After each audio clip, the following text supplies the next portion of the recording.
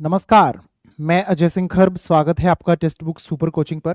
लगभग 10 मिनट आप लोग इस वीडियो को देखिए और वह सब कुछ आप जानेंगे जो थंबनेल पर आप लोगों को दिखाया गया था। आप लोगों की ओर से पिछले कुछ वीडियोस में हमें कमेंट मिले हैं कि अजय सर, जब हम सिलेक्ट हो जाते हैं तो सिलेक्ट होने के बाद में वो कौन से डॉक्यूमेंट जो हमें चाहिए होते हैं। तो बेटा, यह वीडियो उन सभी के लिए है जो दिल्ली में टीचर बनना चाहते हैं। चाहे आप लोग बनना चाहें नर्सरी टीचर, प्राइमरी टीचर, या फिर आप लोग बनना चाहें टीजीटी या PGT, physical education teacher, special education teacher. आप DSSB के माध्यम से जब टीचर के रूप में सिलेक्ट हो जाएंगे तो ये उसके बाद की कहानी है कि कौन से डॉक्यूमेंट आपको चाहिए होते हैं। और आप लोग ये जानते ही हैं कि मैं जल्दबाजी में कोई भी वीडियो लेकर नहीं आता हूं। यहाँ पर आपको सीक्वेंस में मैं सब कुछ बताऊंगा, तो 10 मिनट तक आप लोगों को सुनना होगा और सब कुछ क्लियर हो जाएगा। एक लड़की अर्चना मेघवाल कह रही है, सर इंग्लिश आना जरूरी है क्या? नहीं बेटा, ऐसा कोई भी किसी भी प्रकार का नियम नहीं है कि जो अंग्रेजी में ही बोल पाते हैं या जिनको अंग्रेजी बहुत अच्छे से आती होगी उन्हें ही नौकरी मिलेगी। यहाँ पर ऐसा कोई नियम, कायदे, कानून कुछ भी नहीं है।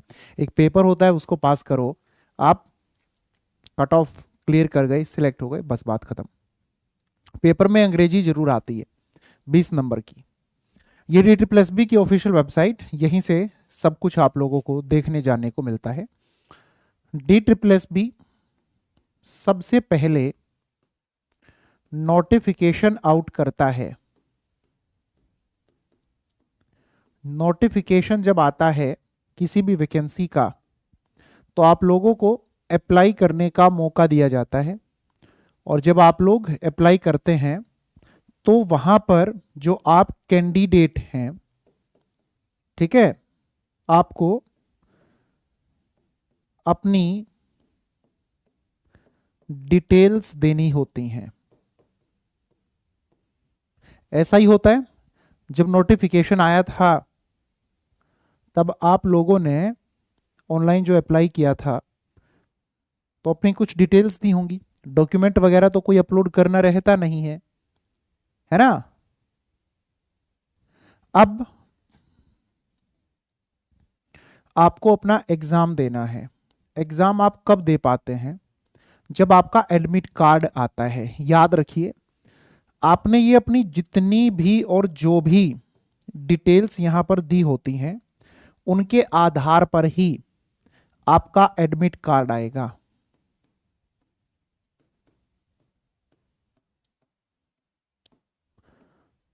और DSSB का जो आप लोगों का ये एग्जाम होगा उसके लिए आपका एडमिट कार्ड सिर्फ इतना ही महत्व नहीं रखता है कि एग्जाम दे करके जैसे एग्जामिनेशन सेंटर से बाहर आए और उसको फेंक दिया या घर में ही कहीं रख करके भूल गए। जब आपका सिलेक्शन हो जाएगा तो आपका जो एडमिट कार्ड है वो आपसे मांगा जाएगा। और जिसके पास एडमिट कार्ड नहीं होगा फिर उसके इधर उधर के चक्कर लगेंगे, वो बाद की परेशानियां आप लोगों की बढ़ेंगी। तो इससे अच्छा है जब भी आप लोग अपना एग्जाम दे करके आए तो घर आने के बाद में सबसे पहले अपने लॉकर में अपना एडमिट कार्ड संभाल के रख लीजिएगा। अगर ये एडमिट कार्ड आपने संभाल के नहीं रखा फिर बाद में आप लोग ही पूछोगे, सर ये हो गया वो हो गया, क्या करें क्या ना करें। खुद भी परेशान और घर वालों को भी इस तरह से लगेगा कि हाथ आई हुई नौकरी कहीं बच्चे की चली ना जाए। तो इस एडमिट कार्ड का महत्व बहुत बड़ा है। सबसे पहला तो कागजात यही होगा जो अपना संभाल के रख लेना। अब आप लोग अपना एग्जाम देने गए हैं, एग्जाम देकर के आप लोग आ गए। सबसे पहले आंसर की आती हैं। आंसर की आप लोग देखते हैं और जहां भी आपको आपत्ति होती है आप अपनी आपत्ति दर्ज कराते हैं। आपत्ति दर्ज कराने के बाद में फाइनल आंसर की आ जाती हैं। फाइनल आंसर की जब आ जाती हैं तब आप लोग देखते भी हैं कि एक फाइनल कट ऑफ भी आ जाती है। और फिर उस फाइनल कट ऑफ के आधार पर जिनका सिलेक्शन हो जाता है ना, उन सभी को ई डोजियर फिल करने होते हैं। ई डोजियर होता क्या है पहले भी कई बार बता चुका हूं, फिर से जान लो। ई डोजियर ये मानो कि एक फाइल तैयार करता है DSSB आप लोगों के सभी डॉक्यूमेंट्स की, जो आपके बारे में आपका ई डोजियर तैयार होता है वो DSSS तैयार करके उस डिपार्टमेंट के पास भेज देता है कि जिसके लिए वो भर्ती कर रहा है। अब वो डिपार्टमेंट आपको बुलाता है, आओ जी अपने सारे ओरिजिनल डॉक्यूमेंट लेकर हमारे पास, और आपकी यहां पर तफ्तीश इंक्वायरी शुरू करते हैं। ये है बेसिक सी बातें। अब आपको सीधा उन डॉक्यूमेंट्स पर लिए चलते हैं। मेरे प्यारे साथियों, इस तरह से आप लोगों को जब ई डोजियर अपना फिल करना रहेगा, एक नोटिस दे दिया जाएगा और वो नोटिस आप लोग पढ़ लेंगे। उस नोटिस में मुख्य तौर पर जो बात निकल कर के आएगी वो ये कि भाई ई डोजियर जो है वो अपना मैन्युअली जा करके आप लोगों को सबमिशन करना है।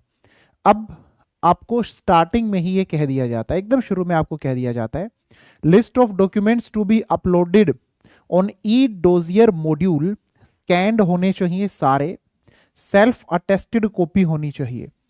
आप देख लो, और ये अभी एग्जाम नहीं हुए हैं उनसे पहले ही आप लोगों को बता देना।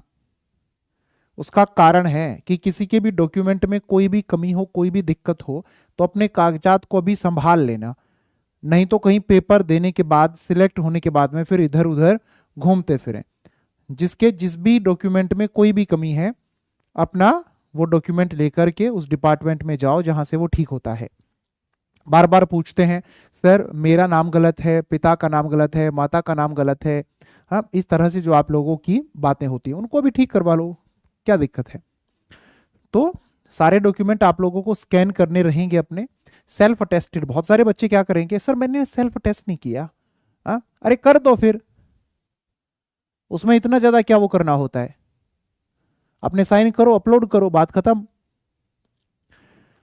Point number first, caste certificate for candidates who have applied under SC ST OBC Delhi category. अब बहुत सारे बच्चे ऐसे भी हैं कि जो इस OBC दिल्ली वाले में फंसते हैं। जैसे अभी कुछ दिन पहले मैंने जिन बच्चों के डॉक्यूमेंट में डेफिशिएंसी थी वो आपको दिखाया था, तो उसने क्या कर रखा था कि OBC हरियाणा का लगा रखा था। वो बच्चे जिन्होंने OBC बोल दिया DSSB को, जी मैं तो OBC हूं, अदर बैकवर्ड क्लास हूं, तो वो किसी और स्टेट का नहीं चलेगा, दिल्ली का होना चाहिए। और दिल्ली का भी कौन सा, पॉइंट नंबर 2 में वो आपको कह देता है नॉन क्रीमी लेयर सर्टिफिकेट आपका होना चाहिए। अब कई तो ऐसे होंगे नॉन क्रीमी होगा नहीं, फिर भी लगा दिया। कुछ ऐसे होंगे, है ना, कि दिल्ली से बाहर के हैं, फिर भी लगा दिया। कुछ ऐसे भी होंगे फेक बनवा करके लगवा दिया। ये सारे पकड़े जाएंगे, सारे बाहर होंगे, ठीक है। अब इनकी बात नहीं करते हैं, बात खत्म।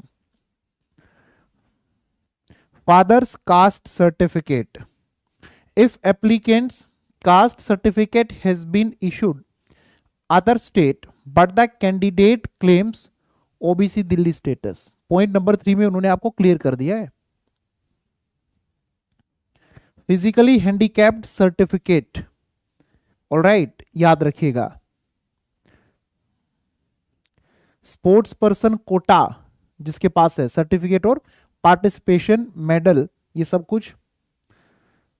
Candidates claiming relaxation as government servant, कि भाई जो आप लोगों ने सरकारी व्यक्ति के तौर पर छूट ली है उससे संबंधित कागजात आप हमें दिखाओ।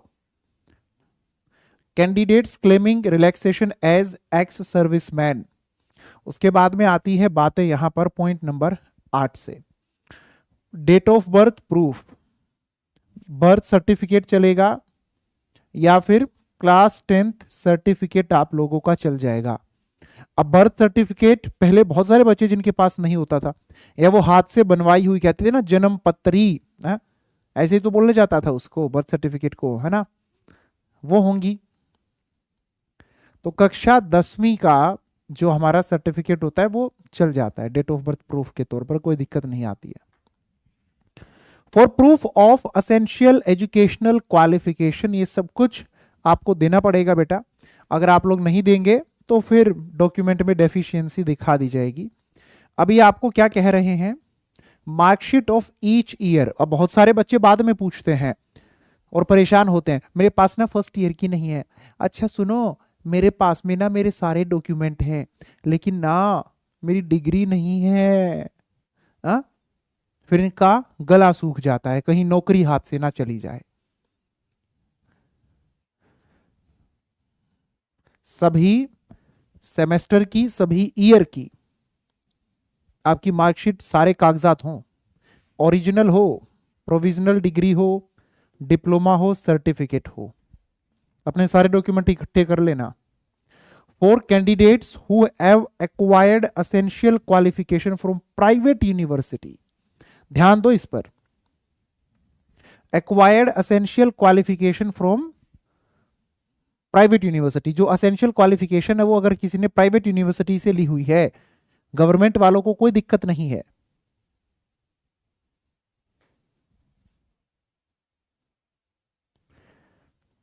Proof of recognition affiliation of the institute, कि जहां से आपने किया है, जिस इंस्टीट्यूशन से, उसका प्रूफ होना चाहिए कि भाई ये मान्यता प्राप्त है।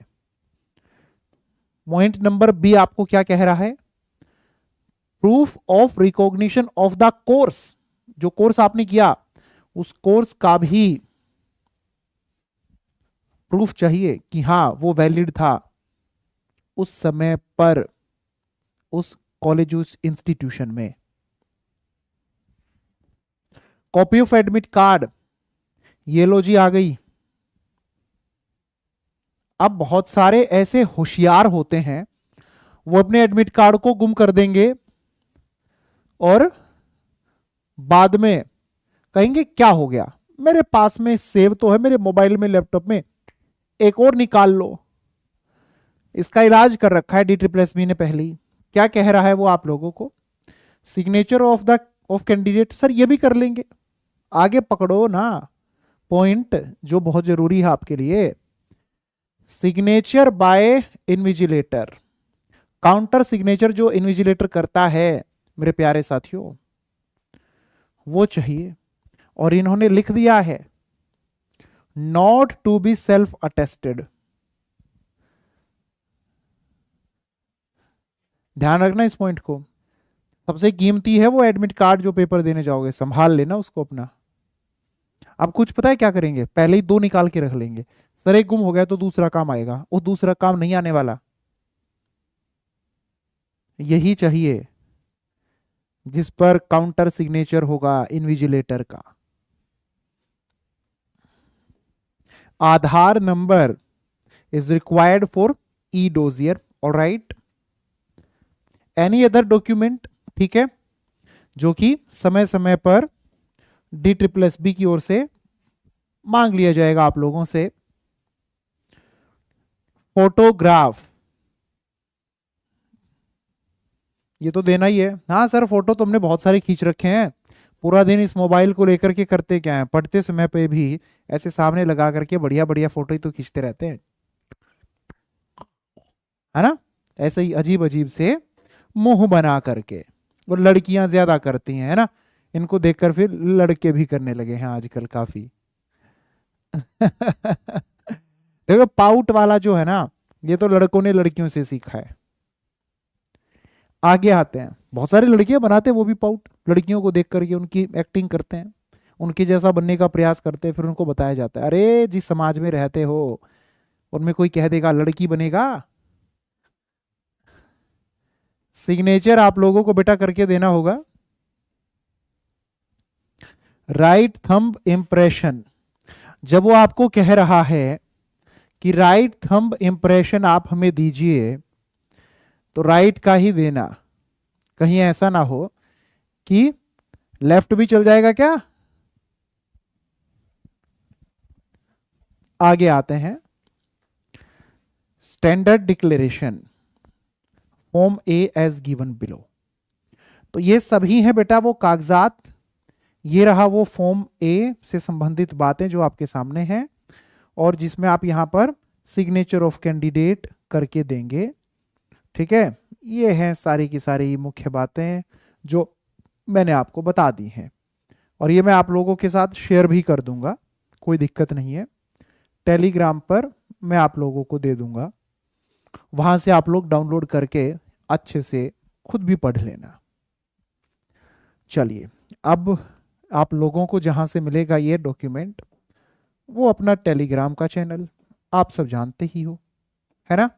जिसने ज्वाइन नहीं किया हुआ है वो सब भी ज्वाइन कर लीजिए, क्योंकि यहीं पर आपको सभी अपडेट्स मिलती रहती हैं। AJAYSINGHKHARB, जितने भी जिस भी प्रकार की जो भी बातें आपको लगता है कि आपको पता होनी चाहिए, पता नहीं है, कमेंट कर दिया कीजिए। क्लासेस टॉपिक वाइज हम लेकर के आते रहेंगे और आपके सभी डाउट क्लियर हो जाएंगे। अब आपसे मैं मुलाकात करूंगा 2 दिन बाद सोमवार रात 9 बजे। तब तक आप लोग खुश रहें, स्वस्थ रहें।